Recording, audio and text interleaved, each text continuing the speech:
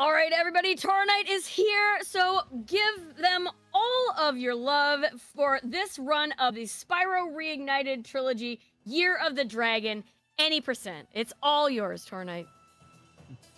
Hello, everybody. Thank you so much for the wonderful introduction. My name is Toronite, and I will be running the third game of the Reignited Trilogy, which is Year of the Dragon, my favorite of the three Spyro games, although I do love all of them, and I couldn't be more excited to showcase this game. Always a pleasure to be able to showcase in a marathon such as this. But before we do, just want to confirm our winner for the Choose the Spyro Skin bid war. Yes, that was blue. Awesome. Beautiful. Before we start, I just want to say it's already loaded up. And the tech team that was working on me on the setup can confirm I spent an unbelievable amount of time trying to set it up because the codes to change Spyro Skin to blue was not being helpful, but we managed to get it working. We're all ready to go, and I'm good to count us down from 5, 4, 3, 2, 1, and go. So, this is Year of the Dragon, and it is a beloved collectathon platformer, 3D platformer from Insomnia, the final of the incredible, and I dare say legendary, PS1 trilogy of the Spyro the Dragon games. Objectively, or not objectively, but in my opinion, the best 3 games in the entire franchise, and this is absolutely my favorite. The main objective of this game is to collect 100 eggs to unlock the final boss, which is against the sorceress. And these are well-hidden eggs throughout the entire run, throughout the entire game. In fact, they are so well-hidden. We already got our first one. Yeah, they're not as well-hidden as one would think. So now, we're going to get our second egg, a little bit of sequence breaking, with something we like to call Amy Skip, where instead of getting basically doing like a whole, not a mini game, but basically a tutorial on the Superfly power-up, we just essentially kind of ignored the laws of physics and glide up and gain elevation, such as this. And just like that, we're already at 3 eggs. We are not even 90 seconds into the run, and we're already 3% of the way there. I have a good feeling that this will be a fun run. Already enjoying it. I was expecting Spyro to be blue, but like not completely blue. Oh, yeah. Listen, we did not lie when we said blue. Blue, yeah, all blue. Yeah, this is some almost Sonic the Hedgehog levels of deep blue, and I very much appreciate it. You gotta go fast. Yeah. I mean, it's a speed run. We are honoring Sonic in that regard. But yeah, no. So one thing about the way progression works in this game is that there are 4 home worlds, and we are and every single home world has their own set of levels. We went through the first one, which is Sunny Villa. And the way progression works in this game is that you have to beat every single level to advance to the next homeworld set of levels. The way to beat those levels is to get what we refer to as the end of level egg. Typically, it's just talking to an NPC at the very end of the level and doing a task at the very end. And one cool thing about, not just in the Reignited version of this game, but the original Spyro 3 as well, is okay. That was a very tricky wall glide that we used to collect what is essentially not the end of level egg, but the very last egg that you are meant to collect casually. So we collect the very last egg first, and this is where we get our end of level egg. Just talking to this NPC, that pretty much does it. And you'll notice that a lot of these end of level eggs, they're not that far off from where our origin point. You kind of look at the map at the lower left-hand corner. You see a lot of these levels are kind of designed in kind of like a loop where the end of the level is kind of almost right where the beginning is. But there's something that's blocking off accessing the end of the level from the very start. However, we've been able to get a lot of these levels and in the speedrunning sense to be able to kind of use whether platform or movement tech or even just certain glitches to get us to the end of the level much quicker instead of playing the game casually. It does make a huge difference as far as progressing in this game goes. And just like that, we are already 10 eggs. We're already a tenth of the way there as far as eggs collected. Again, only like 4 minutes into the run. We are blazing through this. And the first level, or the first homeworld, Sunrise Spring, just has a lot of really easy levels that are really fun to kind of get your feet wet when it comes to learning the ins and outs of the game. But we ain't got time to kind of learn about the game. We got a lot of eggs to collect, and we want to do that in hopefully under an hour, if everything kind of goes well. And the reason why we also, some people may also wonder, like, oh wait, why are we collecting all these level eggs if we're able to just really quickly zip through to get to the end of the level? Well, a lot of these levels have an egg count that we need to reach in order to access these levels in the first place. If you kind of saw that this level that we're in, Molten Crater, required 10 eggs to be able to access before we even for us to get 10 eggs before we even get to play this level. And honestly, there's actually not much in this level. We're kind of almost already done, so there's kind of nothing unique about this first trip to Molten Crater. So if there's anything you'd like to say or read out, now's a great time, actually. Yes, I want to remind everybody that we do still have that incentive open for the Kirby's Epic Yarn. Oh my god. For the Kirby's Epic Yarn run to decorate Kirby's room, and we're less than $100 away from what we're looking for. We have $265 out of the $350. So if you are able to get a donation in towards that, that would be amazing. It would be fantastic to be able to unlock that before tomorrow. I do also want to remind everybody that we are only $16 away from $3,500 raised for True Colors United. It would be amazing, amazing, amazing to hit that $3,500 mark this evening, or whatever time it is for you. But during this run, do you think that we could get $16 before the end of the run, Toronite? Oh, absolutely. I fully think we will reach those milestones. I will say, actually, before I get to my point, there is this really amazing trick I want to show. One of my favorite tricks to show off in a marathon. Right. First, we get a little squished. And just like that, we have broken the boundaries of this level, and we are meeting a character that we are not meant to play as right this second. This is Sheila. One of the gimmicks, the main gimmick of Spyro 3 is that there's animal buddy companions where we are able to engage in different ways to play the game.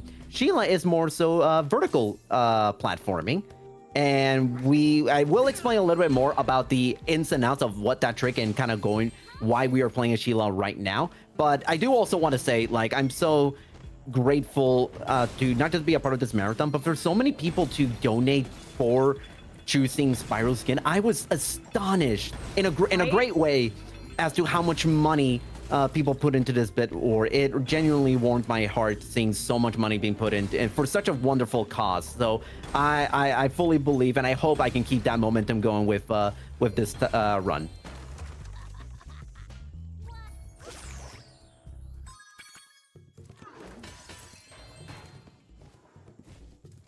All right, so one thing, so the trick that I basically did is a really incredible out of bounds skip that basically it's kind of, the way it works is, and this doesn't apply to Spyro Reignited, but it plays to a lot of video games, is that the player character can't really occupy the same space as another unrelated object in the game. So obviously when in a lot of video games, when two objects occupy the same space, one has to be pushed out. And in this case, it's Spyro that gets pushed out, and it gets pushed out so hard into the wall that Spyro actually ends up going through the level boundary and allows us to actually access the portal that access to Sheila's minigame, even though we actually have not freed Sheila up to this point yet. We will do so very, very shortly after this next level that we're coming up. It's essentially a way to avoid having to come back to Seashell Shore for those 2 eggs that we collected, because it is a long trip to get there. So this is a monumentally big out of bounds trick for making the runs operate a lot smoother in terms of routing from in the early portions of it. But yeah, to re-answer your question, I fully think we're gonna hit those hit those incentive. I want to see Kirby's room. I want to see Kirby's room be decked out. Right? I don't know how we're gonna decorate it, but I'm sure it's gonna be cute as heck. I have no doubts. Kirby's cute as heck.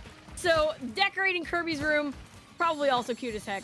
We probably really, really want to see it. You probably want to get your donations in.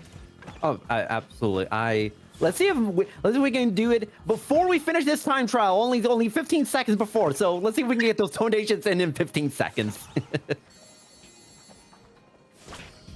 $85.50 speedrun. Let's go.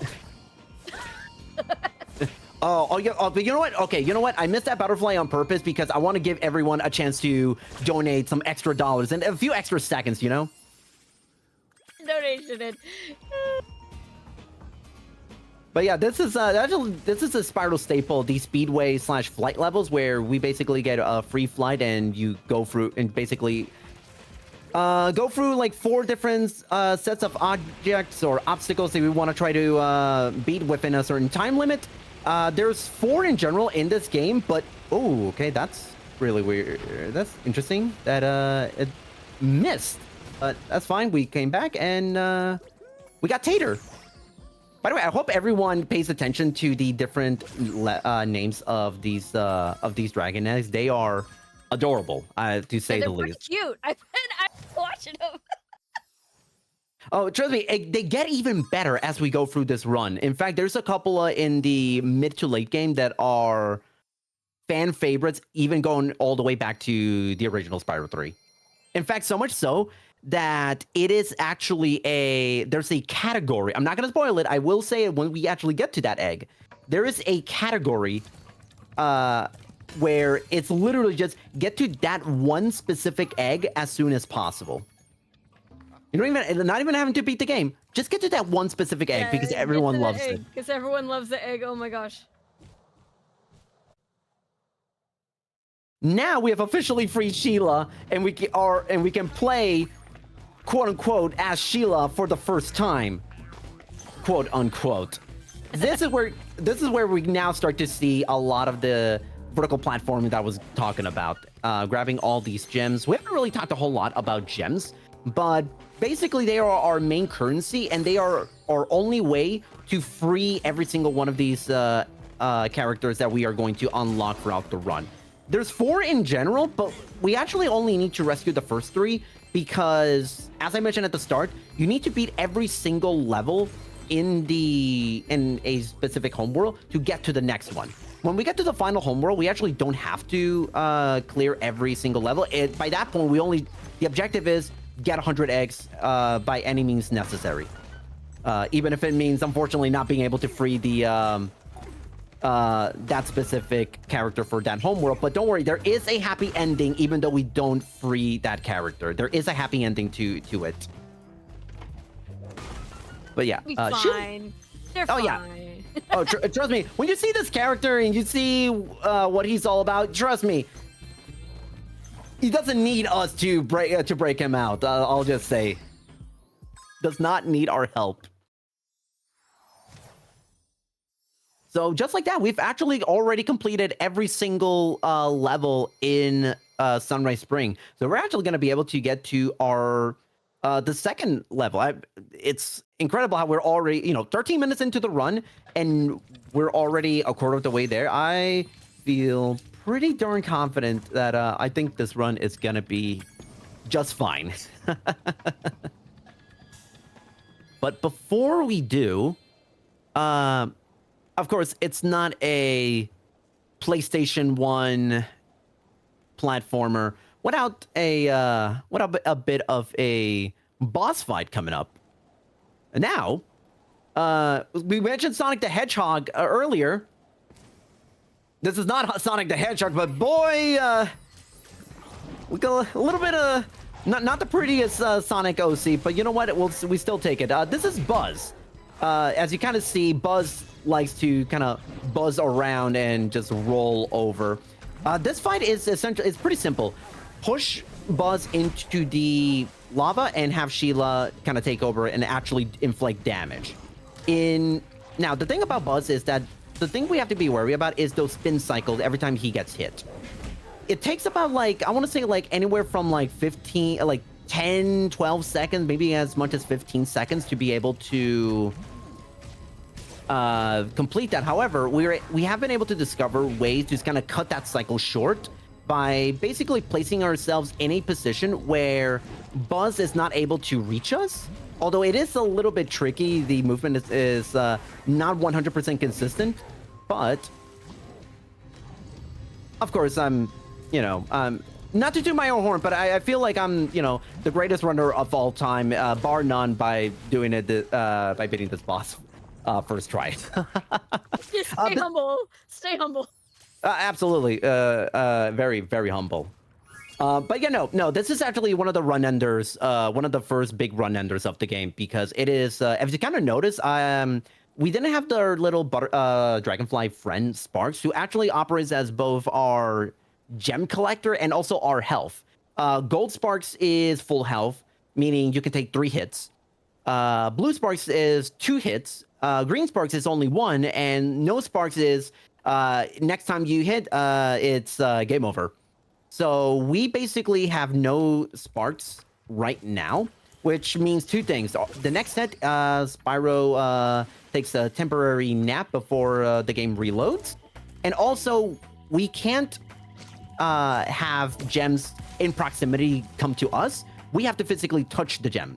But thankfully, that's not going to be a major issue if I can go through these next 15 seconds unscathed. Oh, that was really close. And just like that, by the way, we're already at the second homeworld, which is Midday Gardens. The one thing, so what I just did right now is it's basically a quit game and continue exploit, where it does 2 things. One, it sends it to the very start of the level, but also it refills Sparks' health all the way to maximum. So this is actually going to be something we're going to be using a couple of times. Ooh, did not get the little booster jump right there. There we go. And just like that, we are already at the end of the level. The only thing we have to do here is simply explode this ugly statue of the sorceress, the final boss. And just like that, we're already grabbing the end of level life. But that's actually not the very last thing we're going to do in this run. If anyone has followed the PlayStation 1 scene, circa 1998 to 2001, you'll know skateboarding was all the rage back then. So of course, a game about a dragon collecting eggs would include a little bit of skateboarding. Little Tony Hawk level. Don't worry about it. Oh yeah, this actually would be a really cool. And it's funny when the last remake from a few years ago came out for Tony Hawk Pro Skater 1+2. I believe someone actually made a level that was exactly this level, this skateboard level, which is unbelievable. They actually made a skateboard level on the other in the other skateboarding level they were actually not going to go through, but the people who the players who play Tony Hawk and do the customization on levels are unbelievably talented, I gotta say. So fun. So here's a fun little fact about this this minigame. This minigame, so the way it works is you needed to beat Hunter by getting X amount of points within 2 minutes. So the interesting thing about it is if you just collect the amount of points that you need, you can just hit give up and it will automatically end the minigame without you, with the score that you have intact. and we only need 3,000 to beat the minigame. So in the original PS1 version of this game, you actually couldn't do that. You actually, especially in a speedrun, if you are in doing a speedrun and you go for this egg, you actually have to sit for the entirety of the 2 minutes in the competition. Even though you already got enough points to secure the victory, it is an agonizingly long minigame to sit through. So people actually use that as sort of their like, okay, I'm gonna get some snacks, I'm gonna get go to the restroom, whatever business needs to be done. That's handled during those like 2 minutes where you're playing that minigame. I mean, it's nice to have a built-in break. Not every speedrun has one. Yeah, no, I very much appreciate it.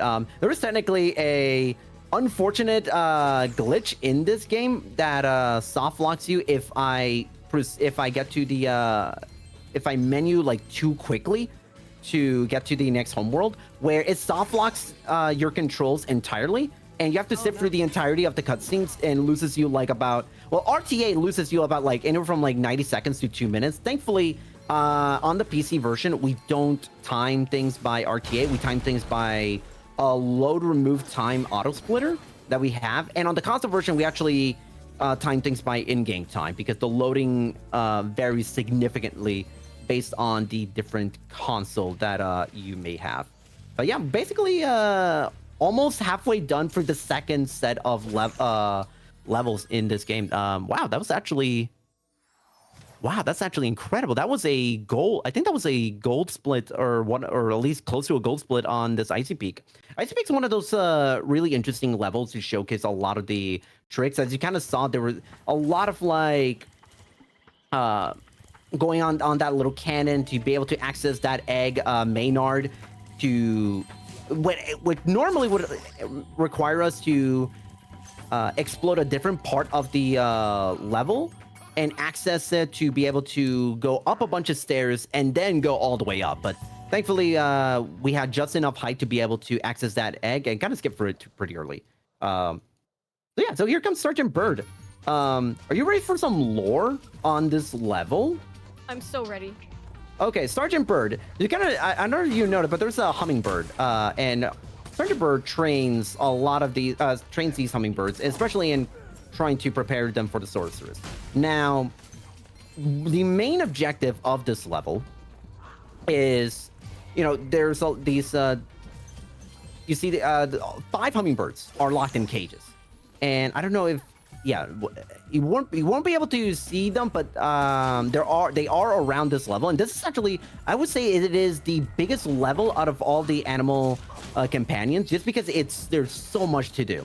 And by freeing them, you not only get an egg, but you also get something, but also helps you out in the long run as far as the plot is concerned. And I actually lied. I actually lied. You actually don't have to rescue a single hummingbird in this game. Even though the game kind of made you think that you were going to get a hummingbird. But funny enough, when end of level, of course, means, you get to the end of the level and that's it.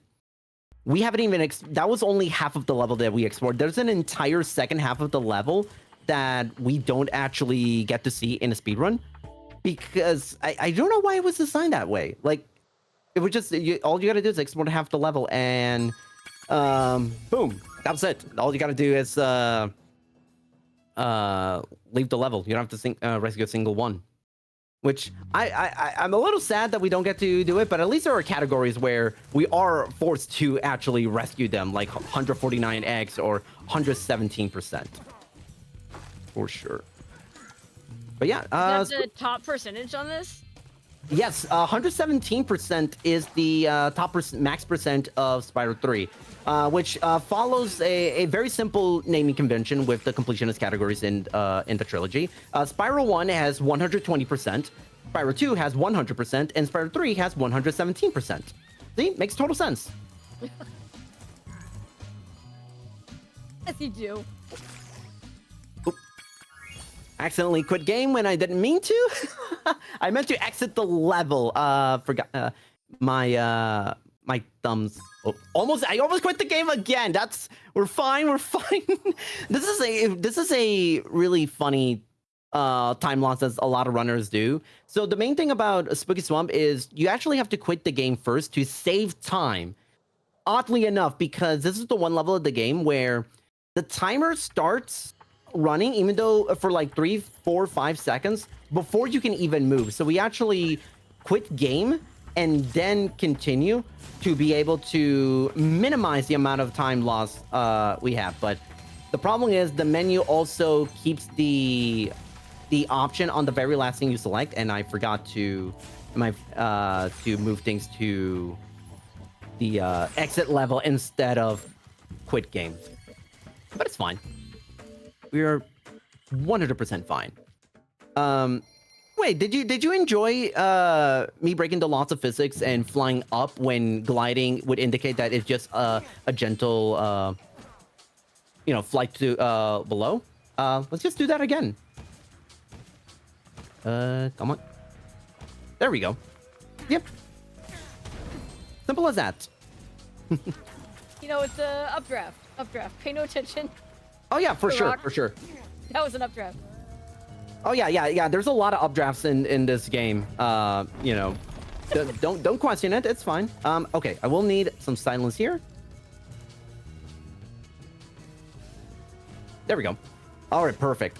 That was actually a little bit not messed up, but I kind of went too conservative on that. So that thief has no room to has no choice but to run forwards, and so there's kind of like an invisible sphere around it that once you kind of enter that sphere, the thief automatically goes and tries to go for start moving. However, if we kind of approach it from like a different angle and make it so that we're able to touch the ground before the thief gets there, we can anticipate the arrival, and we're able to flame him to get an EC egg, and what otherwise would be at minimum a 15-second time loss because of that.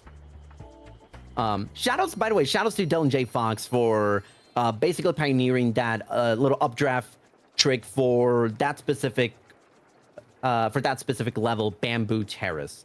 Who's just an absolutely incredible friend and phenomenal Spyro runner, not just in Reignited, but also with the original Spyro. Massive Spyro 2 fan. Spyro 2 runner. Okay, here comes Spike, and Spike's kind of like an interesting fight. So there's 3 faces, and we have to really try to worry about some of the stuff that he'll do. Basically chasing around and shooting these I guess electro balls from his gun. And Sergeant Bird basically operates as our own way of being able to shoot projectiles at Spike. Now the trick is you have to be very careful and be very aware of where Spike and Sergeant Bird is at all times, because those projectiles, even though they're meant for us, they are actually free real estate for Spike to also grab them, and we want to avoid him getting anything because it takes about 7-8 seconds every time out before Sergeant Bird drops the next one. So anything we miss potentially can cause some trouble.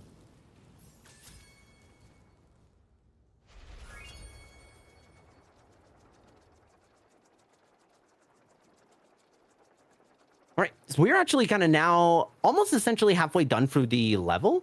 It's going to take a little bit of a hot second to get us to our next level, which is Frozen Altars. So actually, now's a perfect time if you want to read anything or announce something. The floor's yours. Thank you so much. I want to remind everybody that we still have an incentive open for tomorrow. The Kirby's Epic Yarn Decorate Kirby's Room incentive. We're sitting at $265 out of the $350 we need. So please do keep those donations coming in for True Colors United. And when you do, make sure you click on our incentives and on our bid war. We have a bid war for the very first run that's going to happen in the morning in this time zone for the Vector Art Showcase to choose the emote. Now, currently, the Cutie Power Up with Pride mascot, Mushy, is in the lead at $45, but Best Pink Puff Kirby is coming up behind at $30. So do remember, you can donate towards both an incentive and a bid war at the same time with the same donation here at Power Up with Pride. We're just cool like that. Oh, absolutely. I would dare say we are the coolest bunch right now. I mean, there's a lot of snow on the screen, so I'd have to agree. Yep, 100%. All right. That was a really tricky wall glide right there to get to Jasper. Another instance of, hey, the end of level like is literally behind us, locked behind this door. So we just had to kind of do some really fancy stuff right there, and we're able to get here relatively fine.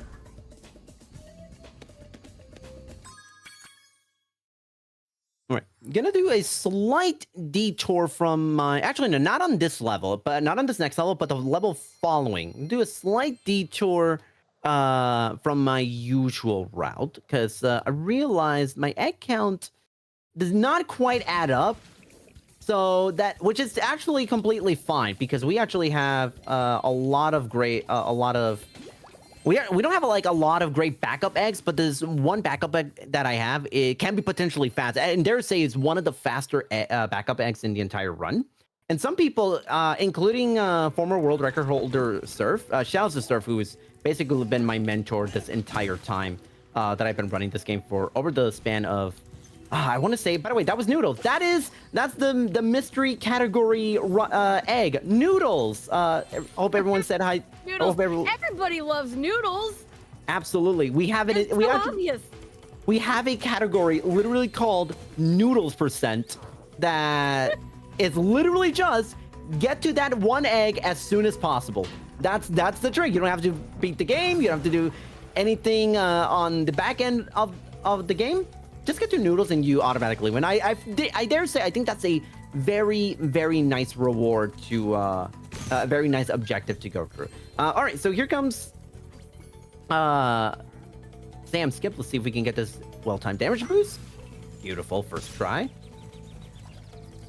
Normally, if we had to go through that acquire that egg regularly, it would take us about 25 to 30 seconds long to actually get to it. So we have this really cool, really fun little damage boost trick that gets just enough height to get to that egg. Funny enough, you can actually do that trick in the original PS1 version. Although I will say it is a much harder thing to execute in the PS1 version of this game, because it's a lot. This is a lot better in the Reignited version. All right, you all saw Noodles, and now I think it's fair to say let's all say hi to Stubby. Stubby, another beloved egg in the in this game. I feel like if you're doing the noodles run, you need to actually like have some noodles afterwards. That would be like your you get the double noodles. Oh yeah, absolutely. What is your favorite kind of pasta dish, Toronite? Oh, I am for a while it was penne rigate, but I've really taken a liking to just making spaghetti. Yeah. It's I mean, you can't go wrong. Yeah, no, I very much love making it and having that as like leftovers and just kind of cook it the day after. I also am partial to tricolor rotini. Nice. Which you know, anything you can eat the next day is also a big winner, right? Yeah, I'm a yeah. No, I'm a sucker for like pasta that comes in different colors. I don't know why. I absolutely love pasta that comes in different colors. Let's see if we can get these subs. Okay, missed the second one. That's actually fine. The important one is getting that first one. These submarines have a predetermined flight travel route, so we can kind of pretty much predict where all of these are going to come in. This one's going to show up from here and shot a little early. That's fine. Sub's going to go over there. All right, there we go. No problemo. Now, We are showing off. Again, shout outs to Surf, my mentor in this game, in this entire journey, throughout these two, like, I guess at this point, 13 months since I started running this game. That he loves doing this. Oh, wow, that submarine, that was the first one that blew up, was not what I had intended to blow up, but I'll take it. So this one's a little bit, this version of the egg is harder because not only are there 7, but they also can drop mines that can potentially block shots. So we want to try to see, the main thing is hopefully to try to get block those shots, or avoid having those shots block, and try to tackle it from the side so that we don't have to worry so much about having to repeat shots over and over and over again. But just like that, our egg count is now back to the way it's supposed to be, which is perfect because we are about to embark on maybe one of the most pressure-filled runs. Actually, I dare say maybe the most pressure-filled level in this entire run up to this point.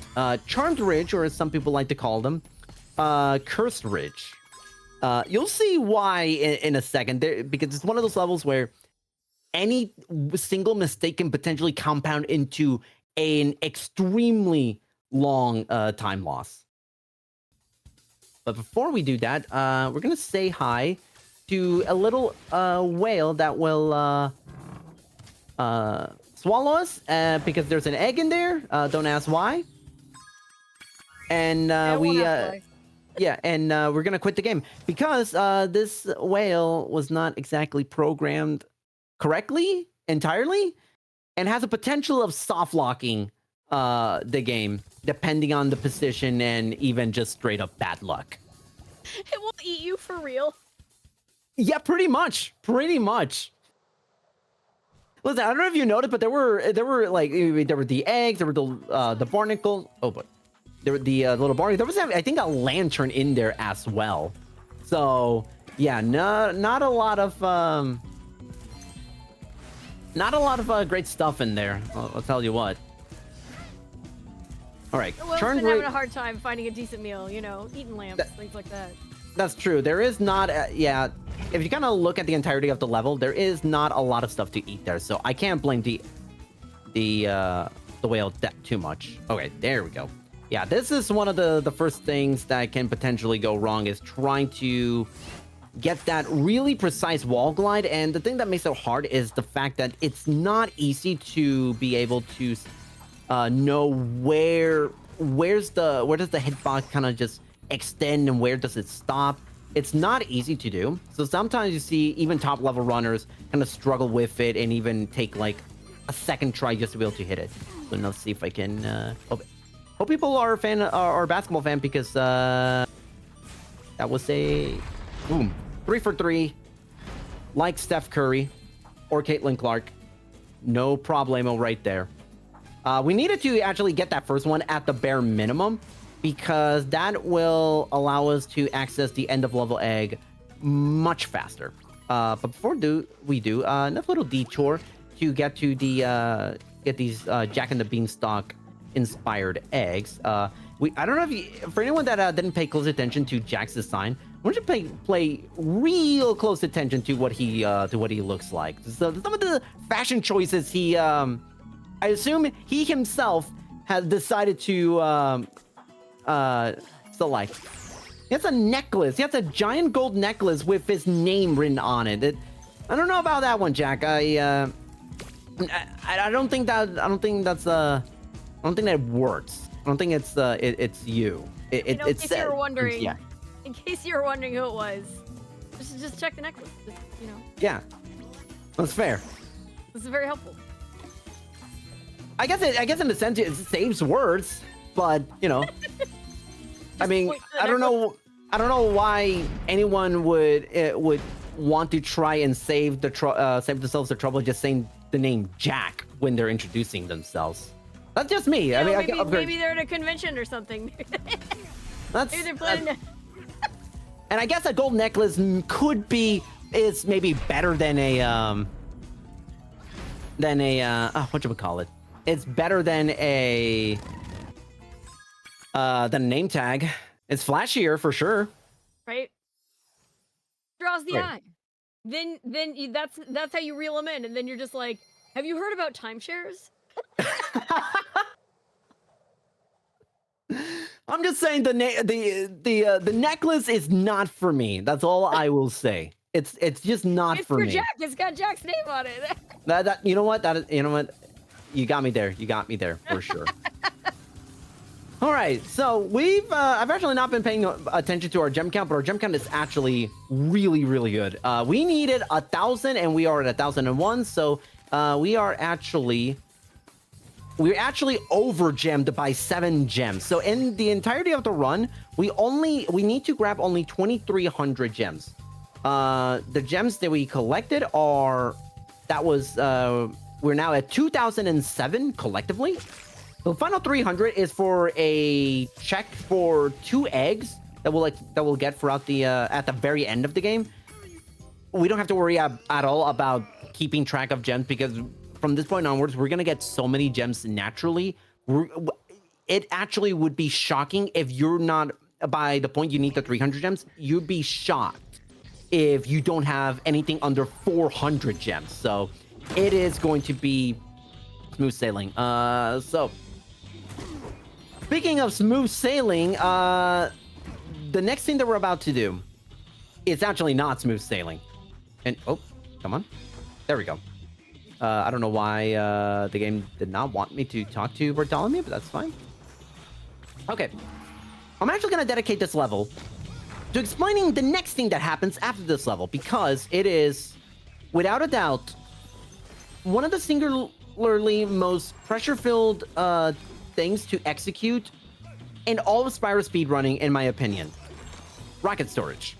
So the next thing that we're about to do is encounter a boss called Scorch.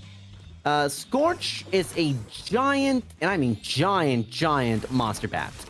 And the only way to damage him is by throwing rockets that Bentley will throw throughout the fight. The way it is programmed, there are 6 different types of rockets. There's a green rocket and there's a red rocket. 4 green rockets in total, 2 red rockets. And he throws them out into the field. And that kind of serves as like an ammo counter. So if there are 2 red rockets out on the field, then Bentley has no red rockets to throw. If there's only 1 out on the field, then he has 1 left in the chamber. Same rule applies to the 4 green rockets. The objective of this is to throw a red rocket at Scorch at the same frame, roughly the same frame, Bentley throws a green rocket while having less than 3 green rockets out on the field. I know, it's extremely simple now that I'm explaining it. It's the easiest thing in the world to explain. But no, it is an extremely precise trick that requires a lot of counting. I probably will end up counting in my head like towards the end of the fight because Bentley kind of throws at a roughly every 8 to 9 seconds, but it's not entirely precise because when he moves, he's gonna move around the field, and if we are at 8-9 seconds while he's still moving, he's not gonna stop. He's gonna keep moving until he gets to his predetermined destination. I'm gonna need a little bit of quiet time. Although I probably will end up talking to myself as I'm kind of going through this fight and just sort of explaining how everything goes. So, Scorch is going to throw eggs or throw fireballs. He's going to win for eggs, so that is fine. Bentley threw a red rocket first. That's actually perfect. So now we have to see what he throws second. And we're basically going to use, try to find a way to stun lock him by being under Scorch. And, okay, he threw a second red rocket. That I could have left that second red rocket alone, but there is a chance not enough time, too much time will pass and it will despawn. So I think we're still fine. Okay, we see 1 red rocket there. Now all we need is just 1 more red rocket to be thrown out on the field, and the setup is complete. I'm not grabbing the green rockets because, as I said, Bentley has that sort of internal time ammo count. That's the second rocket. Beautiful. Okay, we are fine. So now all we gotta do is just keep damaging him. 1, 2, 3, 4, 5, 6, 7, 8, 9. Okay. Ah, unfortunate. Unfortunate. I thought he was gonna stop. I don't think I have enough time to try it again. That's unfortunate that we didn't get to do that. It didn't get to it. However, we do have a backup. There is a backup strategy that effectively achieves the exact same result. The unfortunate thing is we're gonna have to go back and fight Spike again, the second boss of the game, and go through the fight pretty normally as intended, as we saw in the first time go around, with one minor change at the very end. But it's gonna take. But we already saw the fight. I don't need to explain the fight all over again. So now's actually a perfect time for anything you'd like to read, or any announcements of the Zord. Floor is yours. Thank you so much. We got a wonderful $16 donation from an anonymous donor that put us to that $3,500 raised for True Colors United. So thank you so much to our anonymous donor. Now, they had some stuff to say too. They said kale, tomato, and lemon zest one-pot spaghetti by Anna Ooh. Jones. It's fresh and bright and great, and the recipe is available on the worldwide interwebs. We have all been pasta educated. You know, when I was playing, when I envisioned this run going the way it did, I really was not expecting a lot of pasta talk, but I'm really glad we have plenty of pasta talk. I love pasta. Get to talk about noodles. I didn't get to talk about I've been really into pho recently, so I've been enjoying those vermicelli noodles in the pho. That's been my favorite recently. But that donation did go towards both an incentive and a bid war. It went towards our Kirby's Epic Yarn Decorate Kirby's Room incentive. I will give y'all an update on where we are at that one now in just 1 second. We are now at $281 out of the $350 that we need to unlock that. Less than $70 away.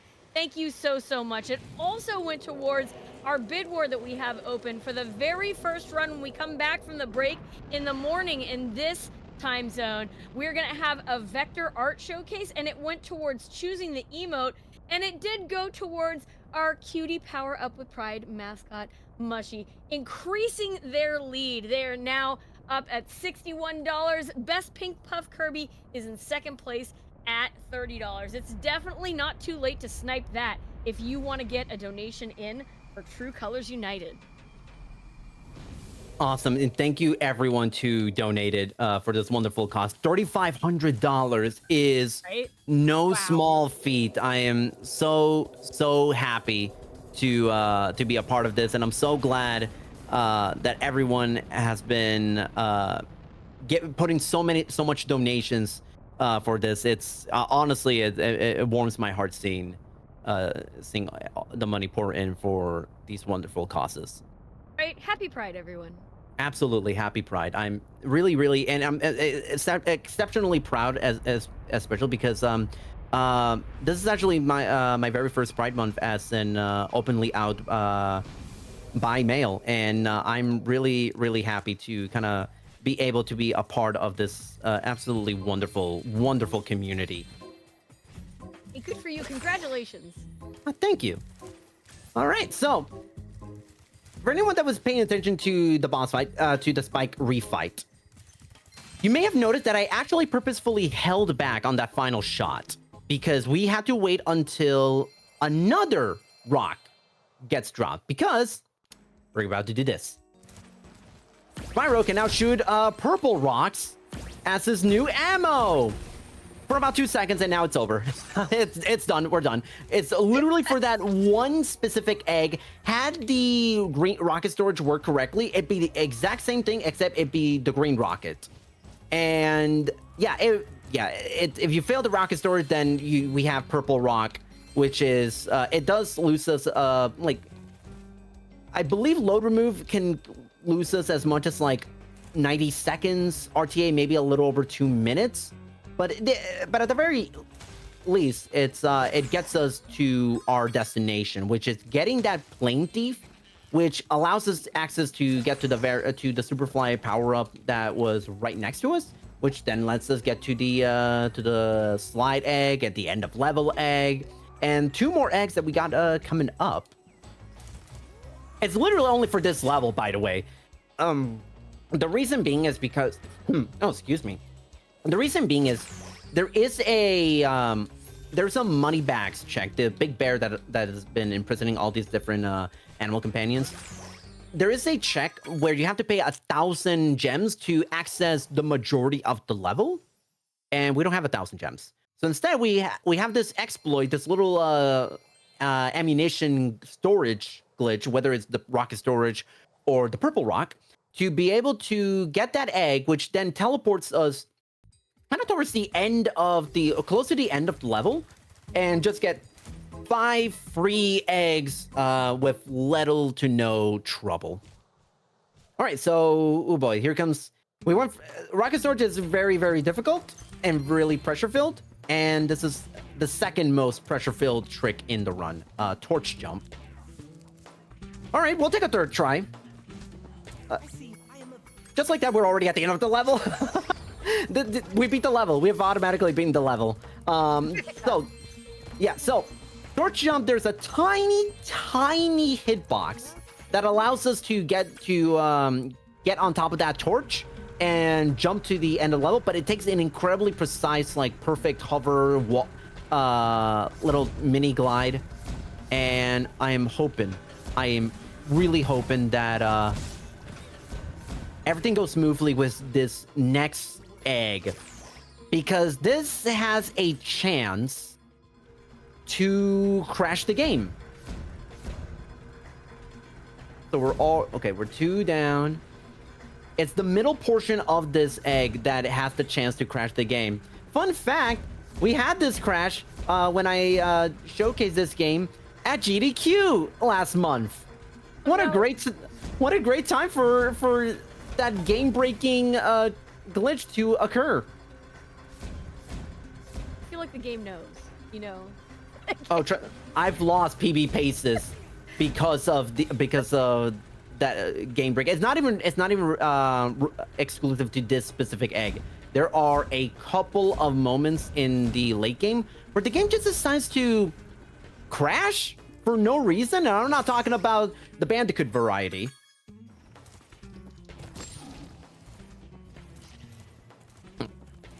But thankfully, we went through those 2 eggs relatively unscathed. So I'm pretty darn happy about that. We've got 1 more egg. We're already kind of almost done with we're actually fast approaching the end. So I just want to take the opportunity and thank PUWP Pride for giving me the opportunity to showcase this game. I love this game so much. And I'm so thankful to have been a part of this absolutely phenomenal group of runners that we have had so far in this like first couple of days, and as well as the runs that are coming up and later today. I say later today because it is 2:10 a.m. No, I'm sorry, 2:18 a.m. where I live. So I like to say, so technically it is later today, tomorrow if you're like on the West Coast. But who's counting? East Coast is best. I'm on the West Coast, so it's still tomorrow for me. Okay, well, that's okay. You know what? You get that one. You get that one. Thank you.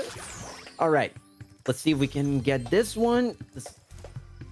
Flawless. Okay, that's a really tricky bit of a wall glide right there. That is very easy to mess up, but it cuts us having to go back to the start of the level and play the level normally. Instead, we just have an easy breezy time skipping the initial portion of the level, and we only have 2 more eggs coming up.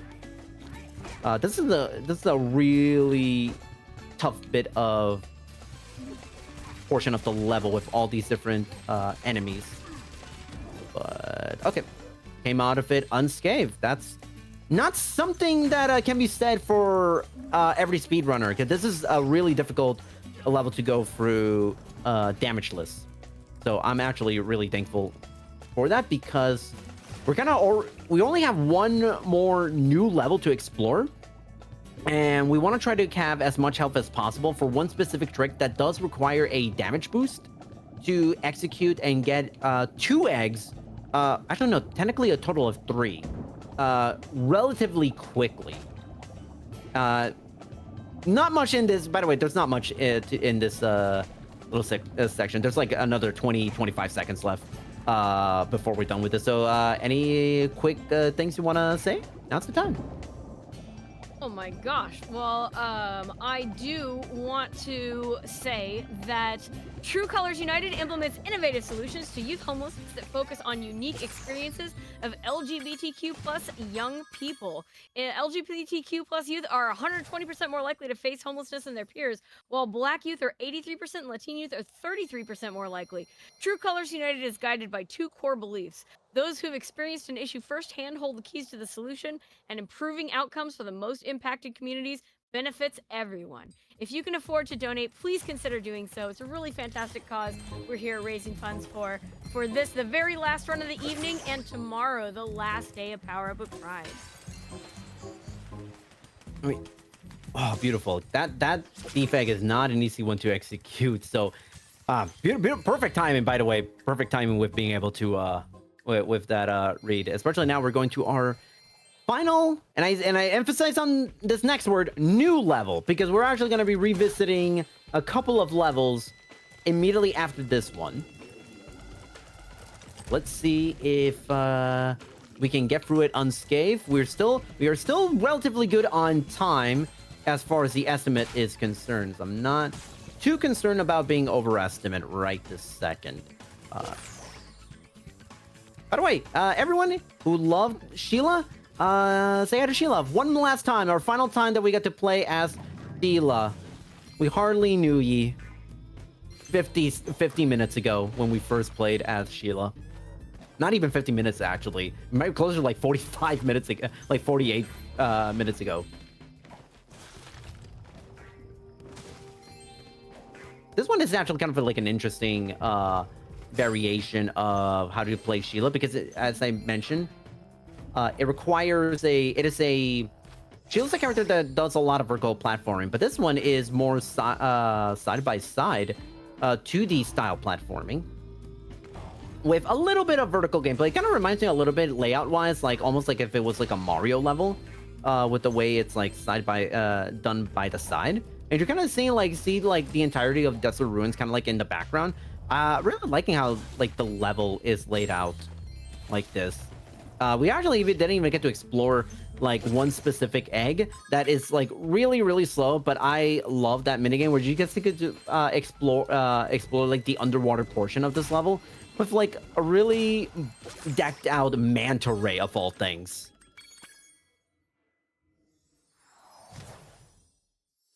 All right, and we're kind of now at the end game. 5 eggs remaining. Remember a molten crater, that level where I said nothing significant about the first portion? There is something significant on the second portion, because now there goes our final 300 gems. Oh no, of course. Have to leave the area. Of course, we get the glitch version of the entrance. If you see that Tiki kind of just moving around in a unorthodox manner, it is glitched, and you have to leave the area to be able to and get back in. But it's fine. We are so close to getting that yellow thief. I think this is still fine. Okay, perfect. I really wanted to get that yellow thief because that is the more punishing of the two, because you have to basically do an entire circuit around here, and I really want to get this run done under the estimate. I would very much appreciate that. So we are now, that's egg number 97. Now everyone say hello and goodbye to Sergeant Bird, as this is the last time we're going to be playing as him. We see Sergeant Bird gets kind of flying around, and we can say goodbye. All right, that's it. Sergeant Bird done. And hey, we're back to Desert Ruins. You didn't think I forgot about the end of level egg, now did you? That's a little perfect cover. Legally Distinct Lara Croft gave us egg number 99. And that was it. That's all we needed to get in this level. So now, can we get a drum roll for our final egg of the run? Actually, no. Hear it. I'm trying. Correction. The final egg to be able to fight the sorceress. We are at, okay, that's number 100. Full health, perfect. Went through that cleanup portion relatively unscathed. And now, onto the sorceress. So, sorceress is relatively simple. You have to hit her 10 times across 3 different phases. First 2 hits are phase 1, which is you use a tank. Phase 2 is with a cannon. Phase 2 is with a tank. Phase 3 is with a UFO. And by the way, say hello to our final animal companion. He freed himself just fine. We did not need to free him. He was able to do it by himself. That's Agent 9. His whole deal is basically like shoot 'em ups in a manner. One of his minigame eggs is actually you're playing like a light rail arcade game, which is actually kind of fun, believe it or not. Let's see if we can get the snipe right there. Perfect. All right, that's phase 1. Now comes phase 2. And we're just waiting for Agent 9 to throw us a tank, and it typically takes us about after the 4th hit is when it's a safe spot to be able to. Actually, that was actually number 3. Let's see if we can get it in early. Okay, perfect. Got another snipe there. That's good. And just like that. Textbook. Now comes the final phase. We're just waiting on a UFO to drop in about 3, 2, 1. There we go. The longest one count of all time, but that's fine. All right, time is coming up on the final hit. 3 hits remaining. 2 hits remaining. Oh. No. Oh my goodness. Okay, that's fine. That's fine. That's fine. We have 1 hit remaining. There's that UFO there. We just gotta wait. Oh, I'm gonna take a safety. And fine. There we go. GG's. That was our final egg, George. After all the noodles, the Stoobies, the Maynards, we get George at the very end. Kind of. Hell, George. Oh, George. QD. QD canned applause or audience laughter from like a 90s sitcom. Anyway, that was Spyro Reignited 3.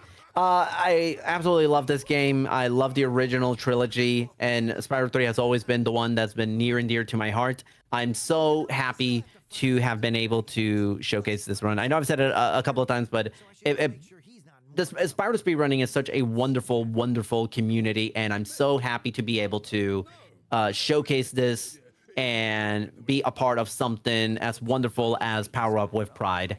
I'm just gonna skip some of these cutscenes. There's a lot. The story of these cutscenes at the very end is Hunter and Bianca, who is the sorceress right hand woman. Basically, yeah, they start falling in love with each other. That's essentially, and Spyro just starts to find where Hunter is, and Spyro's reaction basically boils down to ew girls, ew love, ew cooties. Like, we gotta remember, Spyro is still probably a child, so yeah, no, I don't doubt that a child would have a reaction like that.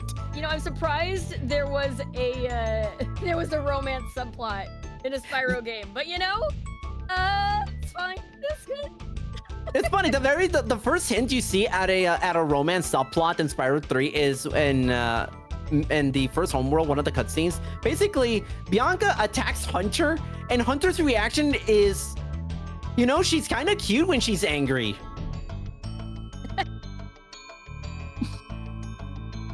But you know, listen, we can't help but love the people that we love, and I think that is a pretty good sentiment to have. We love the people that we love, and I think the overall message is love is for everyone, and love everyone, because the world desperately needs love now more than ever. Right, love is love. And love wins here at Power Up with Pride every single time. Absolutely. But yeah, thanks everyone who tuned in. Thank you to everyone from the Spyro community who came in to watch. I know there were a few that I saw in the chat. Euroglove, a good friend of mine, a classic Trilogy runner, Toasted Cat, who is the former world record holder of this category, chimed in. Jamie, one of the best Spyro 1 Vortex runners out there, and shout out to the entire Spyro community. For anyone want to see me on my own personal stream play this trilogy, both Reignited and OG, same name, Toronite, but hey, it will not be the last time you see me, because I will be back in roughly about 16 hours from now, running Pokemon TCG as one of the later runs of the final day of Power Up with Pride, and I cannot wait for that run, because I'm gonna show off something that that's been in the works for a couple of months, something that I think will enhance the viewing experience for Pokemon TCG runs. So I cannot wait to show, actually, worldwide debut of it. It's never been shown off in a marathon or in any run on stream whatsoever, so I'm so excited for that. Oh my gosh, everybody can really, really look forward to that. Well, thank you so much for that fantastic, fantastic run of the Spyro Reignited Trilogy, Year of the Dragon, any %. I enjoyed it. I hope everybody else enjoyed it too. And that is, in fact, the last run of the evening here in the Pacific time zone. It is still Saturday, so the last run of Saturday night.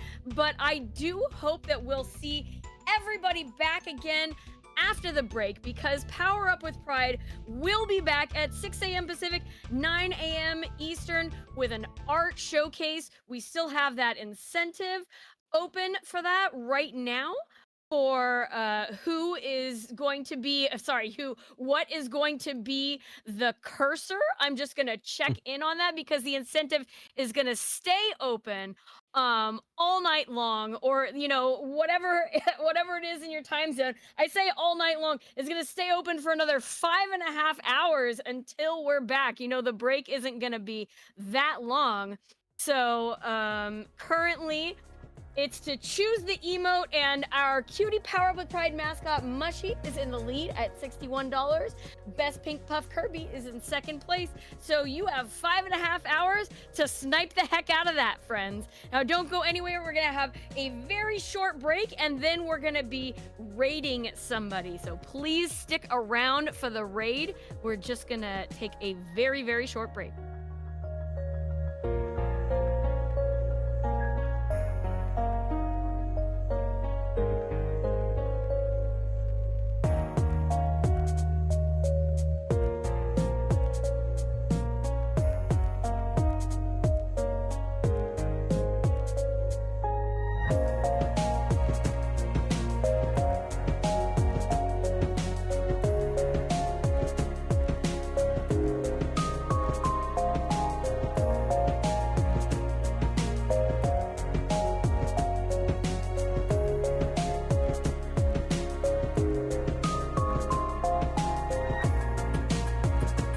All right, friends, thanks for sticking around. Oh my gosh, look at all these amazing raiders. Thank you for joining us at the very end of the second day of Power Up with Pride, where we have wrapped it up with $3,500 raised for True Colors United. Y'all have done amazing. I hope everybody is really, really hyped for the games that we have coming up after the break. There is, the marathon is going to take a break for about 5.5 hours. When we come back, the last day is stacked. We are starting off with that vector art showcase. We got Paper Mario, we got King of Ping Pong Megamix, and then we have a little mini Kirby block. I really hope that I get to see all of you there in the chat. But in the meantime, everybody here now, we're going to be rating out. We're going to be rating Lucifer 9783. So please give them a lot of Power Up with Pride 2025 love. And that actually ends my time hosting for the marathon this year. It has been my pleasure. It has been my honor. I really hope I see all of you in the chat again tomorrow. Happy Pride, everybody. Happy Pride. See you again real soon. Oh my gosh, I think we may be switching our raid target. Our raid target may have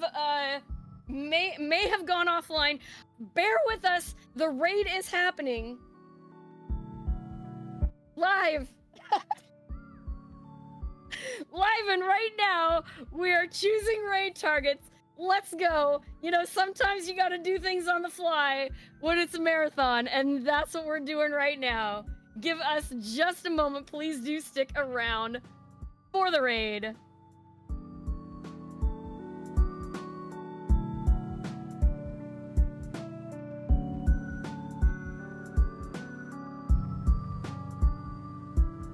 I get to be with you for just a few minutes longer, and frankly, that brings me so much joy. I love this marathon. I really, really love it. Happy Pride again. Shout outs to my demisexuals in the chat. Can you give me a shout out back? Because there aren't very many of us, so we don't get to say hi to each other very often. Shout outs to my demisexuals in the chat. Let's go.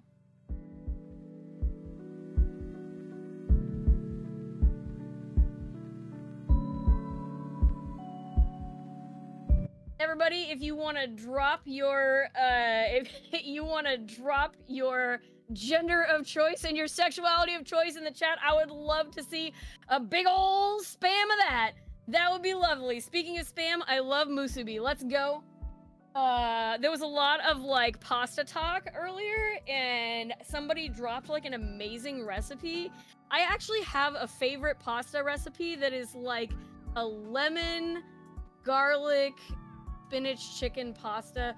Fantastic. So good. It has that brightness that the donator was talking about. The lemon does it, But I mean, if you're not using garlic, what are you doing?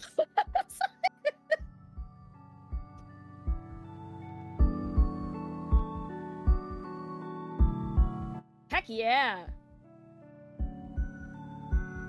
Let's go, Winterbit. I want to see it all.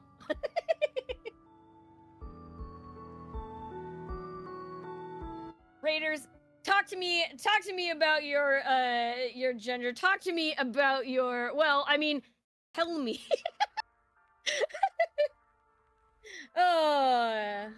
It was interesting. A lot of my young life, actually, I was really, really attracted to things with queer themes, and I always thought, man, I wish I was queer myself, and I wish I was passed up with pride. I wish I was queer enough to go to this event. But I was oh, but I'm not, blah, blah, blah. And I mean, years past, somebody explained to me that demisexuality is a thing, because I just have always been this way, and I didn't know there was a word for it, and I didn't know it was different.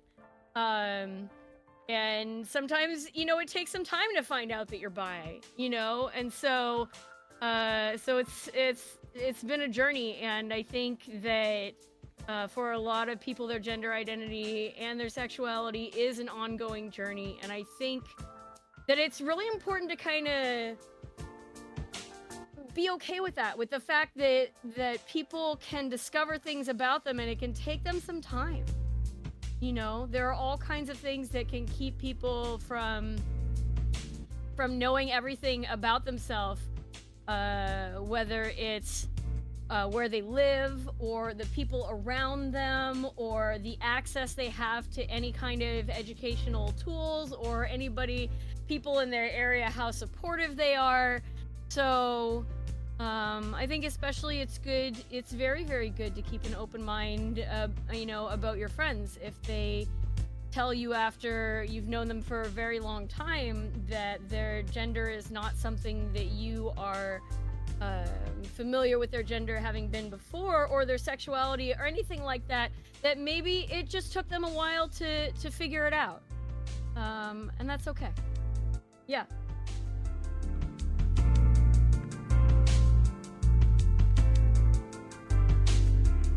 All right, I do believe we have found a raid target. I do believe we have found a place to go. I will let you know when they don't go offline in the next 5 minutes.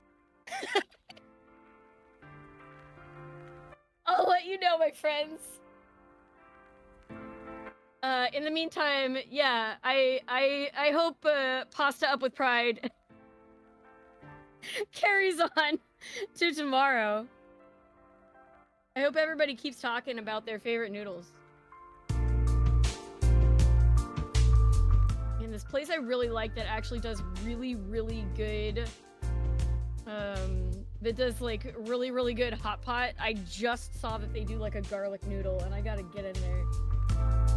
All right, we are good to go. Friends, you have been so lovely and so patient. Send all of your Power Up with Pride love to DBK'd. That's who we're rating. And we'll see you back here again. Now you want to make pasta? Let's go.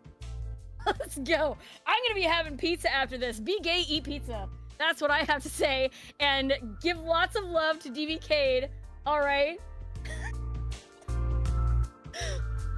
Oh, see you back here again in the chat tomorrow. Everybody take care. Have a wonderful, wonderful Pride. Off we go for 5 hours and 20 minutes.